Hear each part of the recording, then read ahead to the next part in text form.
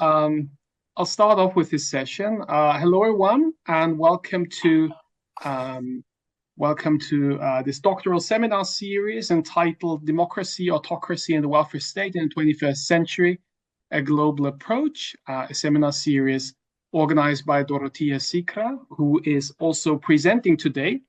And given Dorottya's role as presenter today, I have the pleasure to chair this session on behalf of the whole team.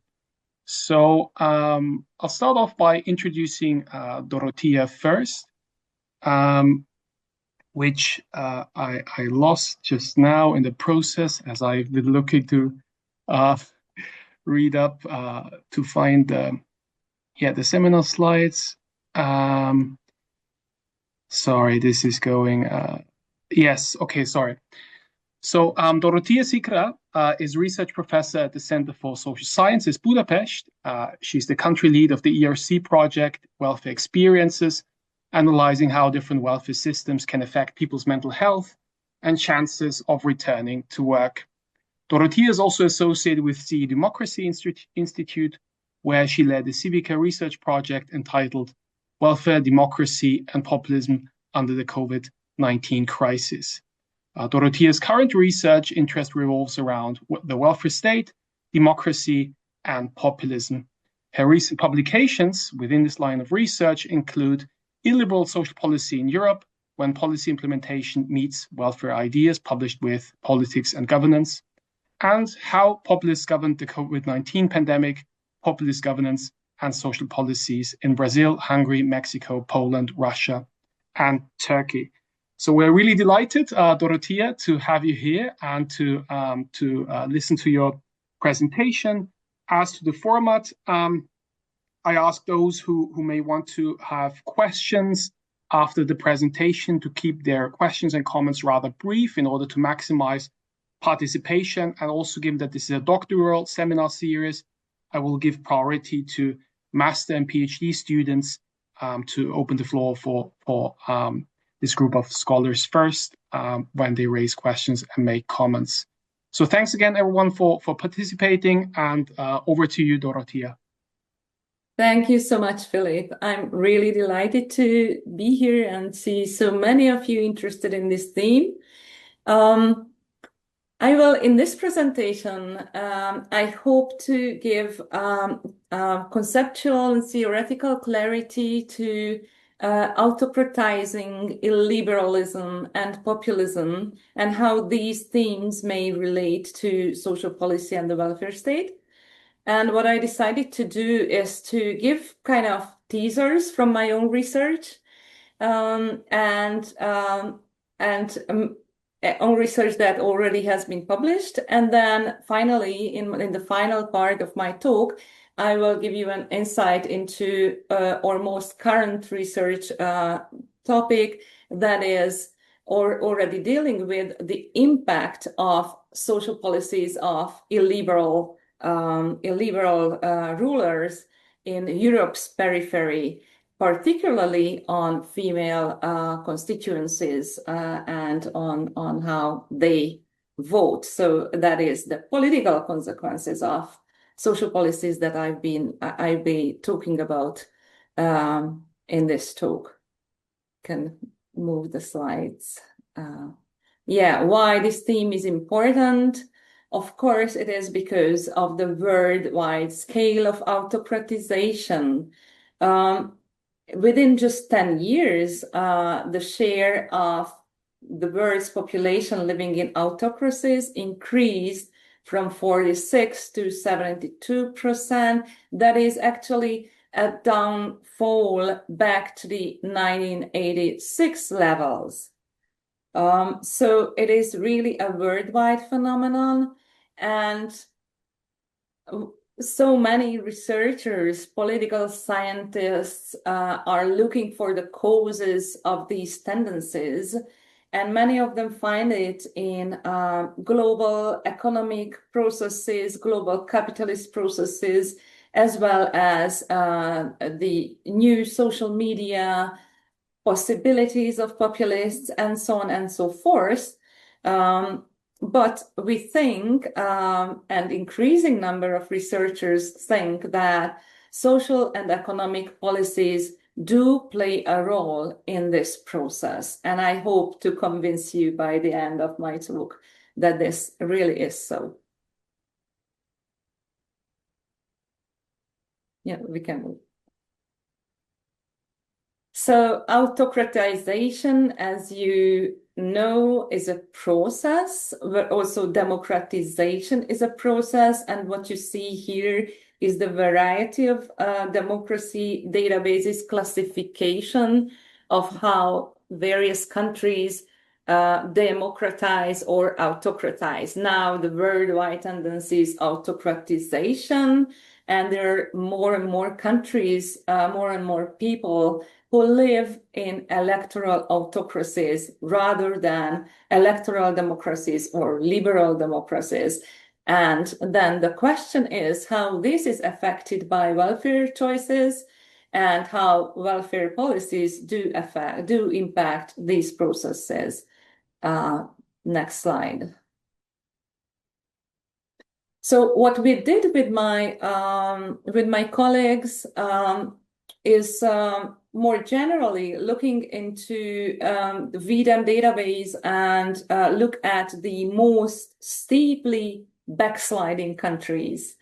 And these are Poland and Hungary, so this region of the world where I'm also based, but then not much later, Bolsonaro's Brazil and India, and an earlier starter was Turkey. And Russia is not on this slide because it's not been backsliding in democracy in the past 10 years, but earlier than that. So these are the focus of this research project, also what we initiated also through this seminar to focus on the countries that are steeply backsliding and on social policies in these. Next slide.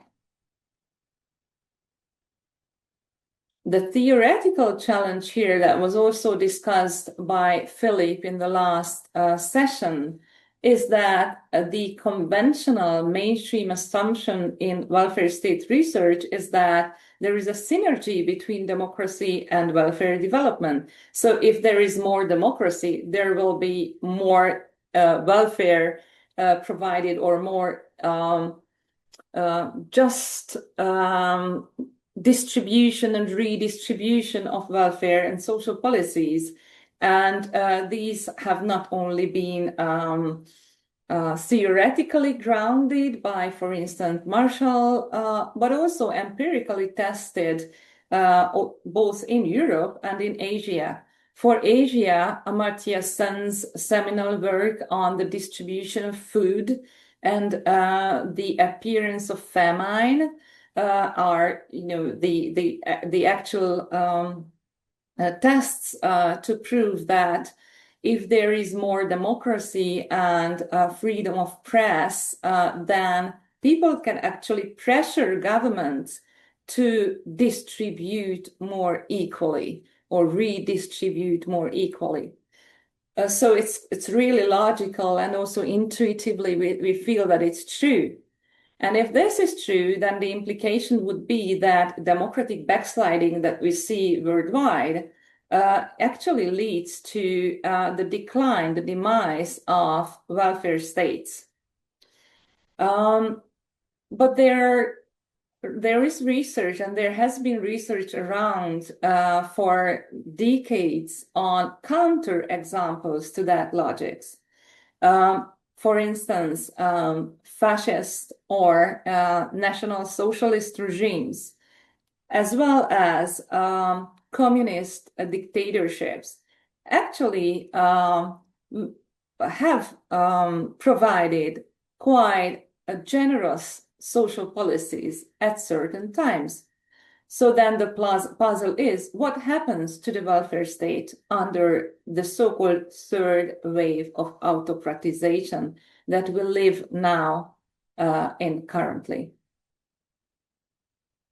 Next slide. To complicate a bit this picture further, we not only talk about autocratization, but also about a populist zeitgeist, as Buddha coined it. So there is populism, populist governance that is spreading around the world. And the question is how to analytically distinguish autocratization from populism. Are they the same, or are they separate phenomena? And how these two have to do, what these two have to do, what kind of relationships they have with the welfare state. So in the first part of my talk, I will focus on populism, that I define together with my colleagues who are more knowledgeable in this segment of political science. We define as a style of governance that I will define in more detail later. Whereas autocratization, and here included the term illiberalism, is more about institutions. So it is about political institutions and the decline of democratic political institutions. So then autocratization and illiberalism would be more, in my understanding, and of course this is debated, but this is how I defined these terms in my own work, is that autocratization is about institutions, whereas populism is about the style of governance. Now, the two, of course, meet. And most of the countries we are talking about, most of these third wave autocratizers, now my slides are gone, but still I continue. So most of these third wave autocratizers are at the same time populist countries, populist and usually most often right-wing populist incumbents.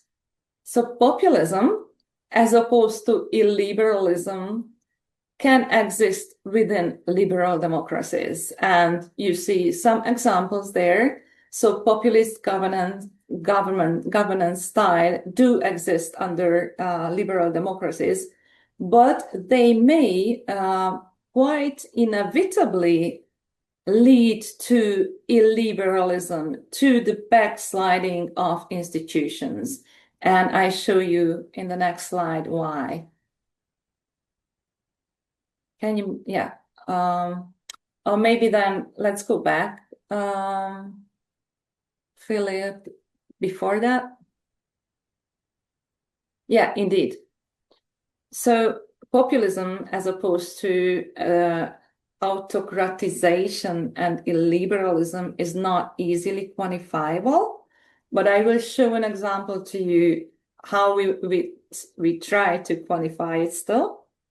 It is certainly a divisive political style, and I don't want to go into details, but it is for certain that such division and the polarization of societies that are strengthened, that are fostered by populist political style, are one of the reasons that lead to autocratization. Let me close my window because there is some noise.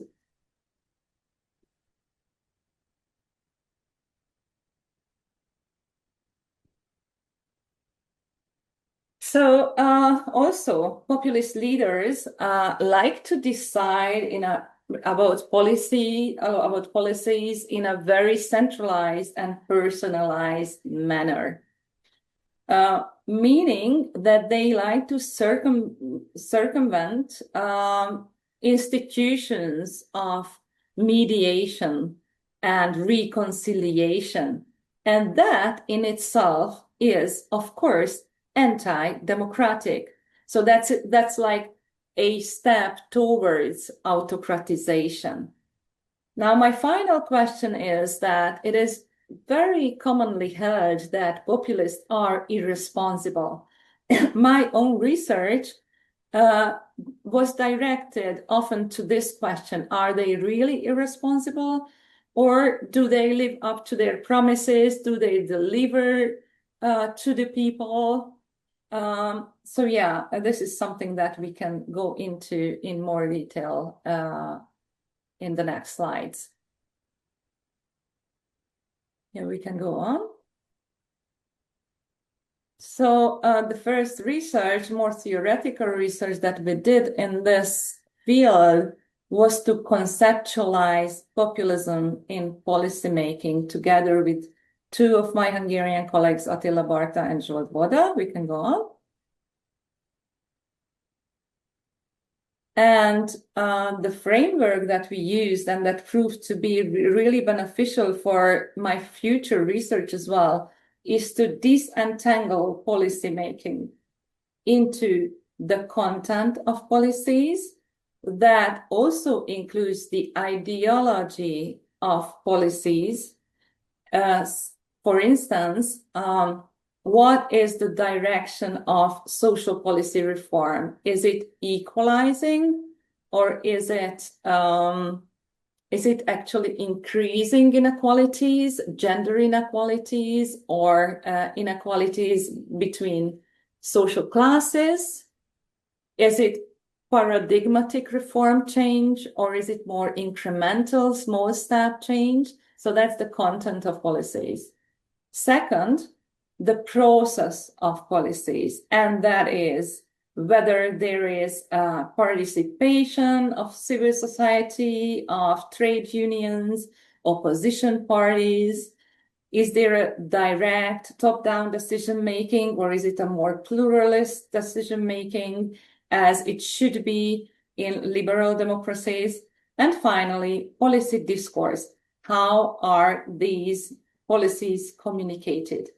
And in this research, we first created the ideal type, that is rather a tacit ideal type of liberal democratic policymaking, which we don't really talk about. So that is parliamentary democratic processes of decision-making, involving mainstream experts in decision-making, and being in alignment with the ideology of the ruling party, and so on and so forth. And then as a counter ideal type, we created the populist policy-making ideal type. And this is what you see here. And you can read in the paper. And maybe I just highlight one item related to the policy content, and that is that we found that the actual substance of policies of populist incumbents are ideologically really diverse. Even if they are like right-wing populists, they often, or they sometimes implement equalizing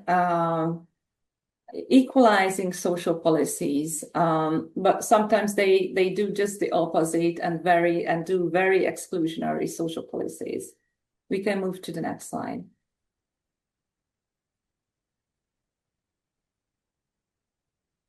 Another more recent research of ours, and that was more global already, was related to Brazil, Hungary, Mexico, Poland, Russia, and Turkey.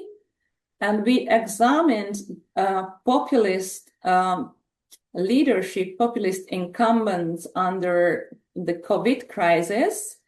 And we wanted to see how they governed the healthcare and the social crisis under COVID, and whether that had to do with their populist governance. Next slide. This is our team. I will not list you all the names, but maybe that this was a Civica collaboration between LSE with Francisco Panizza and Diego Sazo, the Bremen University with Kerem Öktem, and the EUI with Alex Moise. It was a really great team. I love to work with. We can go ahead. So I think what is the novelty of our research here is that we overcame the dichotomy of populist versus non-populist governance. How did we do that? We created a populist governance index that enables you as well, if you want to use this tool. This is, available to all kinds of policymaking analysis. So it enables us to rank governments, also governments that are commonly held to be populist, regarding the extent to which they ruled as populists. We also created a so-called social policy response index. So the social policy responses and the degrees of these responses to the COVID crisis. And we contrasted the two to see whether, the more populists were like more irresponsible and didn't care about the people, or just the other way around. What would have been interesting, but finally we couldn't do, is to see whether populists were, say, more or less strict in their health care responses, like using masks or making vaccination compulsory. But unfortunately, we finally couldn't do that. Can go on. So this is the populist governance index. We defined some core traits of populist governance, politicization and decisionism, and within them traits like campaigning and mobilizing followers under the disguise of certain policies, or personalistic policymaking choices in decisionism. We can go on. You will receive the slides, by the way, so no worries. The populism index results are here. So Brazil under Bolsonaro governed as most populist, Mexico second, and so on and so forth. We can go on.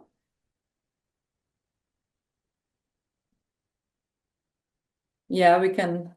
Yeah. And this is the results of the social policy response index. And it turned out that Turkey, following with Russia, may sound as a surprise, were most generous in their social policy making under COVID. And Mexico, the only left-wing populist country in our sample, was the least generous in terms of social policy reactions to the COVID crisis. We can go on. So our findings are actually non-findings. So we worked extremely hard to get this paper published, because it turned out that there were no clear links between the degree of populist governance and the generosity of their welfare policies. Nothing, no pattern came out of this. But what we found, and that these are like positive findings, is that populism, as it was actually suggested by your initial paper, populism impacts more the politics than the actual content of policies. So that is more the ways in which decisions were made rather than the final content of these policies. Furthermore, our research also points out the constraints that various political and welfare social policy institutions can pose to actually go against populist governance. A prime example of that was the healthcare and the social policy system of Brazil, that went against the quite crazy communication of Bolsonaro, and took over initiatives also in social policy, which we believe actually contributed to Lula's return to power. We can go on. So now I move on to if you remember my triangle from populism to this part of that triangle where I have written democratization or autocratization, so rather the demise of democratic institutions, autocratization. So we live in the third wave of autocratization, and many of you know, but maybe it's important to emphasize why it is different from the old autocratic countries, autocratic polities that we know historically. These third wave autocratic countries hold on to the facade of democracy, which means that they still do elections, they still organize elections, even if they are not fair. And they also use like coercion in a more limited way than, for instance, national socialist regimes did.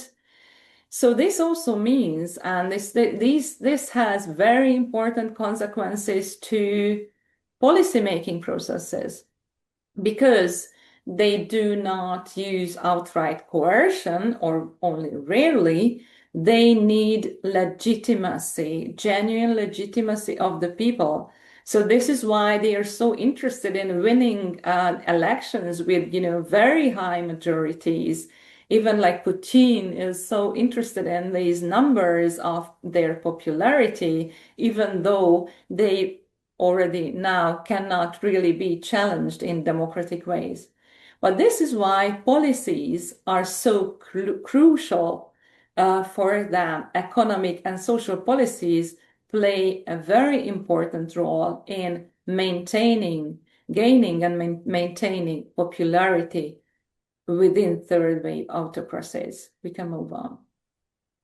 Now, if we talk about autocratization, the most important term that we always hear is illiberal democracy. That is first coined by Szikra in 1994 and was understood as kind of a gray zone between democracies and autocracies, where the core of the majoritarian democracy is still kept. There are free elections, but the constitutional rights that are so important in liberal democracies are withdrawn. That is, there is no more free civil society, academic freedom is hindered, free press is monopolized by the incumbents, and more generally, checks and balances are demised. We can go on. Now, Zsolt Enyedi, who now had a really big and successful project called Outlib, he defined, and they dealt with various aspects of illiberalism. He recently defined illiberal actors also within liberal democracies as those who reject liberal democratic principles, who aim at the concentration of power, who aim at the dismantling of institutions of checks and balances, and who also oppose the idea of the neutral state and neutral bureaucracy that would deal with every citizen the same way. So they actually prioritize certain citizens, and they actually argue that this is a good thing, this is the idea that the state should be like an active state, and there should be an active bureaucracy in dealing with various legal matters. Illiberal actors also reject pluralism, political and civil society pluralism. We can go on. Now, in our first attempt together with my colleague from Bremen, Kerem Gabriel Öktem, to define what is going on in illiberal countries, we compared welfare state trajectories and welfare state efforts in Hungary and Turkey. And what we did was, we can go on. And I just give you very quick examples. you don't see that, but when you receive the slides, you can actually read these graphs more carefully. So what we did is that we created a timeline of all important social policy reforms that Erdogan and Orban did while they were on rule. And with the arrows, we have shown whether when the arrows go up, then that meant that they expand social rights.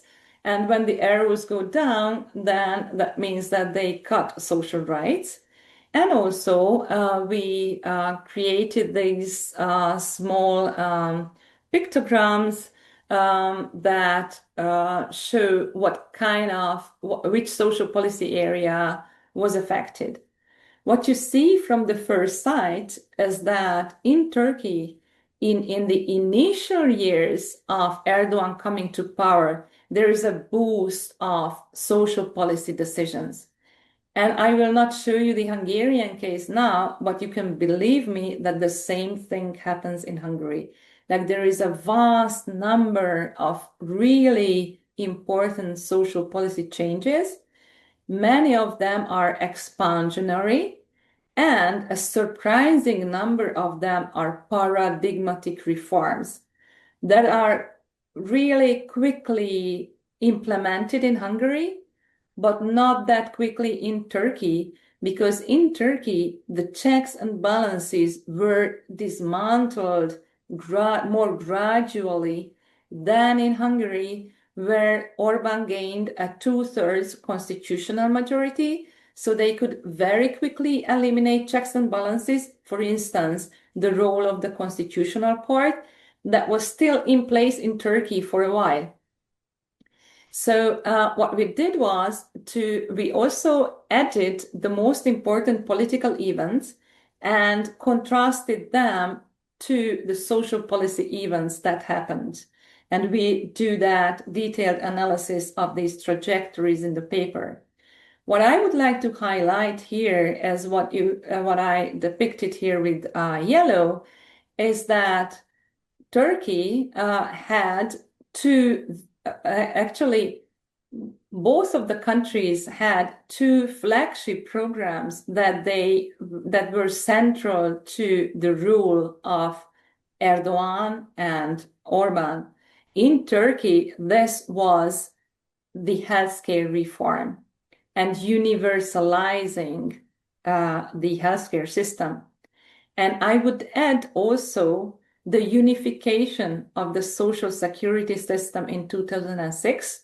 This is a vast reform that is quite overseen by social policy research, but this is something that happens in mainland Europe during the 1950s, 60s, 70s, when social insurance legislation actually unifies the obligations of paying contributions and of paying out social insurance benefits to all the population that is employed. So instead of having a scattered, divided institutions for civil servants, for blue-collar workers, for white-collar workers, they create a unified institution of social security that is, I think, a major step in institutionalizing the welfare state. And we can go on. Okay, we can go on. This is what I just said. And without going into the Hungarian case or conclusions in terms of policy content were that these illiberal rulers come to power during economic crisis and they campaign against the neoliberal policies of their more democratic predecessors. So they actually come to power with welfare promises. And they do live up to these promises and expand welfare programs right away in very central areas. And they issue, as I said, paradigmatic reforms, and both of them issued two flagship programs. One of them that would reach a cross-class coalition of constituencies. That was the healthcare reform in Turkey, and that was family policies in Hungary. And another one that is targeted to the poor, and that's social assistance and public works program. Actually, public works is in both of the countries. Both of the countries targeted to the poor. Go on. What is also interesting that both countries, both leaders delivered innovation in social policy, and they did a lot of work in branding social policy and popularizing social policy, or even like propagating their measures to a much higher degree than this is happening in liberal democracies. We also depicted that they targeted formerly neglected constituencies, that is, informal workers in Turkey, and we also depicted a new focus on women, especially mothers and care workers. In Turkey, these were the stay-at-home housewives that you will see later how they became very important constituencies for Erdogan. And in Hungary, more generally, it was like mothers who were targeted by flagship programs. And as I will show you, these social policies played out. They were worth it in terms of the growing female constituencies of these parties and leaders. This is a summary which I will not read, but it's for you to read in the paper, or when you receive these PPs. You see that we didn't only compare the content, but also the procedures and the discourses of these illiberal leaders.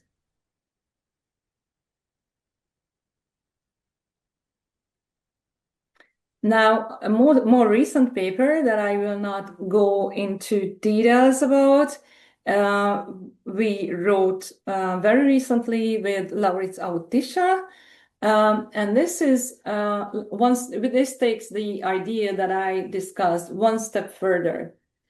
We wanted to compare the welfare ideas of illiberal actors, also found within democracies, with the actually implemented social policies. We can go on. So our research questions were, the first one was, what welfare ideas structured illiberal projects in Europe? And then the second group of questions, how did these ideas were translated into policy tools, and whether these policy reforms that these actors enacted were paradigmatic in terms of how Peter Hall defined the term. That also means that we were looking for reforms, social policy reforms that actually challenge the underlying goals of their welfare states. So that's the definition of paradigmatic reform. So these second group of questions related to the content. If you remember my first slides, the content of social policy reforms, whereas the first one referred to the discourse. Mm-hmm. And I think we can just go on. I think this is a repetition. Here, I will not describe this. It's just this as a table that shows how these parties in Austria, Italy, Hungary, and Poland depicted the main deserving and undeserving groups of their social policies. Can go on. So there were differences, similarities, but also differences in that. And our core findings were that illiberal parties very surprisingly governed as they promised. There was a high consistency over a long time. So there were minimal policy reversals. So overall, they were, I think this was so important in building credible, loyal constituencies. And go on. They issued major paradigmatic reforms, not only to social assistance, that was, among others, proved by Philip and also Erdem Yörük, who is here, social assistance as like a major site of illiberals, but social insurance reforms were also like key reform sites. And sometimes they also equalized very important social policy areas for the deserving insiders, why they excluded the undeserving outsiders. We can go on.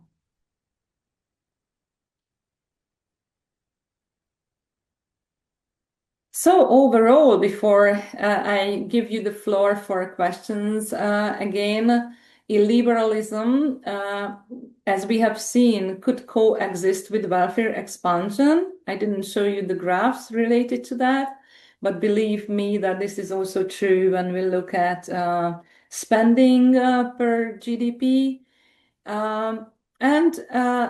Social policy seems to have underpinned regime durability and maybe even contributed paradoxically to the strengthening or the deepening of autocratic regimes. Okay. Yeah.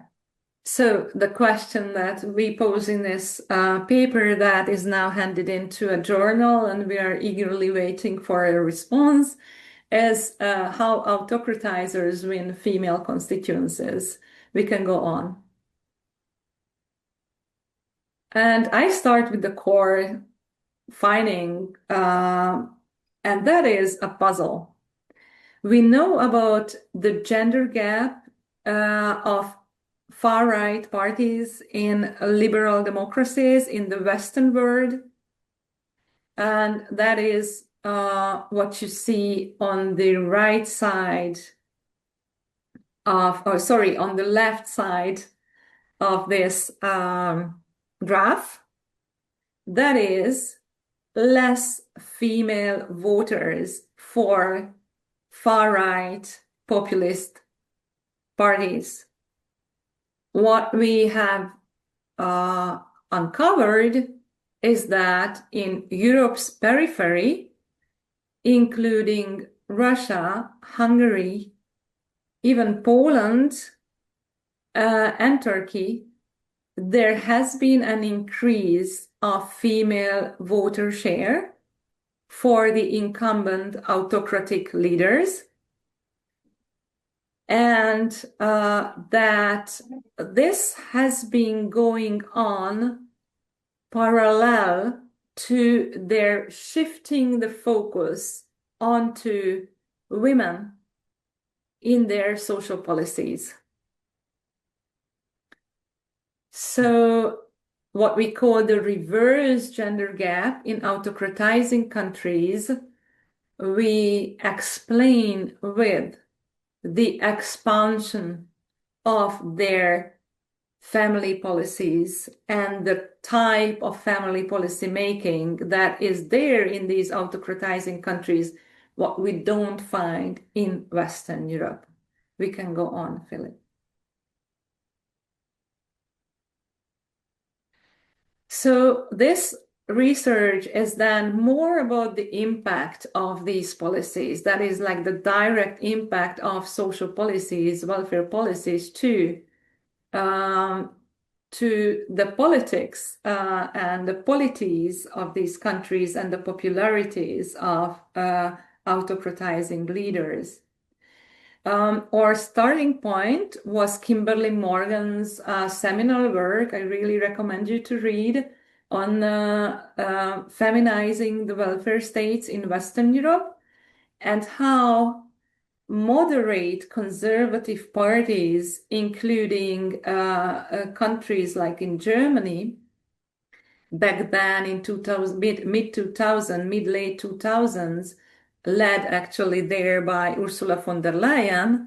This is where she made her political career.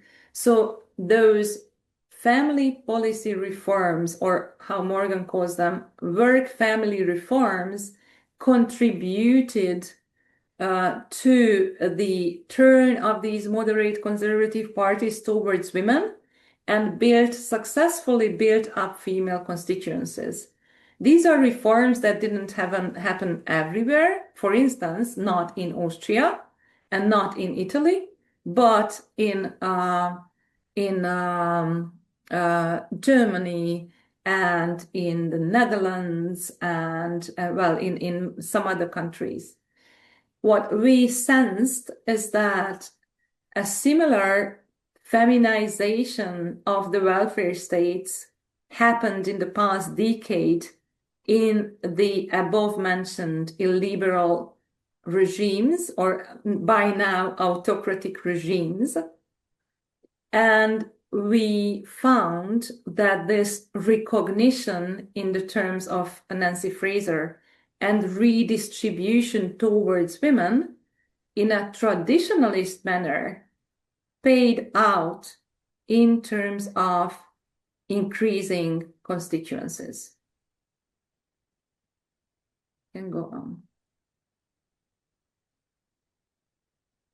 Now, if we look into family policy expenditures, in this slide, we compare Hungary, Poland, and Turkey, countries for which OECD Family Database data is available, not for Russia, unfortunately.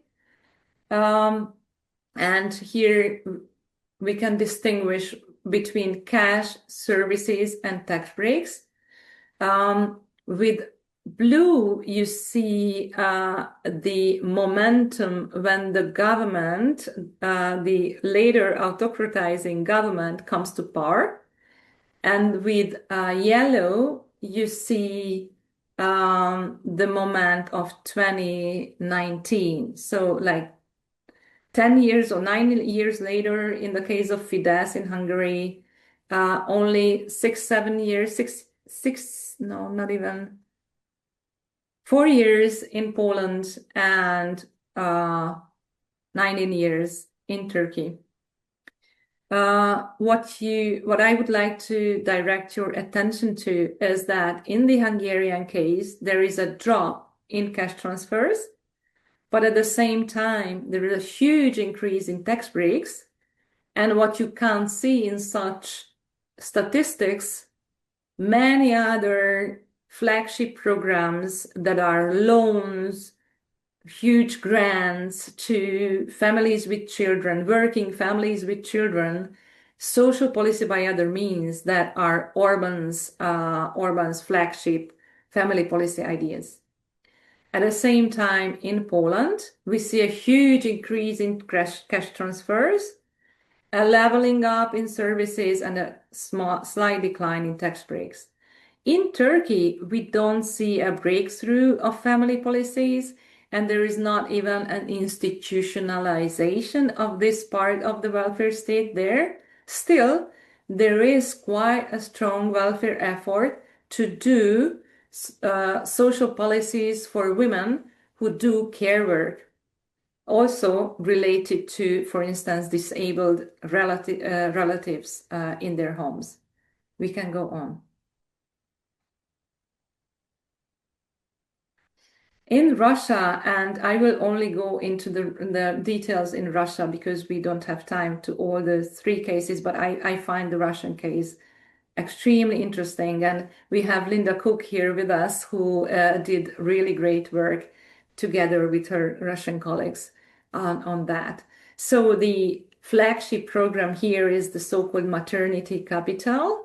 That is a huge amount of money. It's really not just peanuts. It really is a huge amount of money to all mothers with newborn babies. That is kind of a social investment money that's what we would call it in Europe, that mothers can use for their own education, for the education of their children, for their pension benefits, or for investing into estates, so buying or maintaining flats. And this program has gone through various changes, but it has been really popular. And recently, back in 2018, alongside with a turn of Putin towards poorer constituencies, it was extended to poorer people to be available in cash. So it really is like a major source of income, or used to be at least for Russian families, and we can go on. And it is directed to mothers, not to fathers, so it's not received by the male person in the household, but by the females. And it happens in 2007. And actually, this is the momentum when an increase in the female voting share for the United Russia Party and for Putin increases. There is at the same time an extension of social assistance benefits that you see down there. And in 2018, there is a family policy package that is very typical also for Hungary, like a package of reforms with various elements, income and services. And this is targeted to low-income families in Russia. Actually, in Turkey as well, there are these benefits and social policy changes are usually targeted to lower income families, whereas in Hungary, rather to middle class and upper class families. What we also see in these countries, in all the countries I'm talking about, including Poland, is that it's like a comprehensive view on families and family policies, because it also includes, for instance, an early pension retirement opportunity.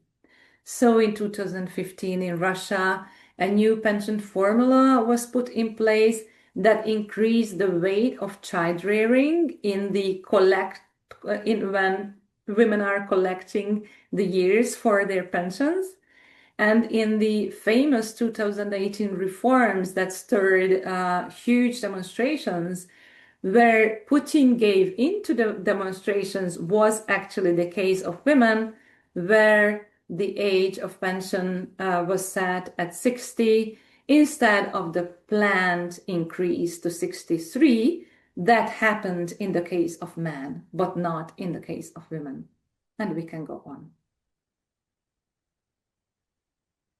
So these are pictures of the demonstration where many elderly women were out on the streets in 2018, and they successfully demonstrated for their pension rights. We can go on. And I go to my concluding slides. So we found that there is a traditionalist, I need to emphasize that it's a traditionalist recognition of women as mothers and carers by these regimes. In the 2010s, there is a really significant redistribution via these comprehensive family policies. And we see two wings of the regime. One of them is ideological, because it strengthens the normative foundations of these right-wing conservative regimes. Also, in terms of pragmatism, they do tap into formerly neglected constituencies and increase the voting share among them. At the same time, there is a paradox in terms of policymaking. They expound women's welfare, while at the same time, we know very well how they attack women's rights and gender equality and LGBTQ communities. So women's fundamental rights are threatened, while there is like economic rights, economic well-being provided. The limits of these redistributive processes are shown by the Polish case, where Kaczynski and the PiS party failed at the elections in 2023. And we believe this was because of the fierce attack on abortion rights. So as Kaczynski did not realize that if there is no recognition of there is an attack on the core rights of women in terms of recognition, then redistribution that happens in Poland to a vast scale would not compensate for that. So only redistribution would not really lead to the success of strengthening autocratizing regimes. Okay, my final slides. So what did we learn from all this, from my whole talk? I think we learned, I hope I convinced you that we need to rethink the social policy democracy nexus. And we need to revisit the assumption that if there is more democracy, there is more welfare. There is less democracy and there is different welfare. And we need to understand the mechanisms, how this is happening. I also believe that we need, in terms of doing research, we need a new objectivity to critically examine the ideas and policies of new autocratizers, meaning that we kind of have to be neutrally looking into the policies of actors we really don't like politically. So we have to realize what people who like them appreciate in these social policies. And we also need to develop new methodologies to study autocratizing regimes, because you can't really do like interviews, you can't see the policy process. As I said, it's like a black box. You really don't see the actors of decision making. So we need new methodologies to do social policy research under these circumstances. Next slide. I also think that these examples that I brought to you today may serve as wake-up calls to democratic actors. I would like to end with the quite provocative sentence by Robert Skidelsky that it is very hard for liberals to accept that bad politics can produce good economics, and that good politics, that is democratic politics, can produce bad economics. And of course, I'm not saying that all the policies I was talking about are good, quote unquote, but we need to understand why it's good for people and learn to provide such or similar or better policies for people to induce democratic change. Thank you so much.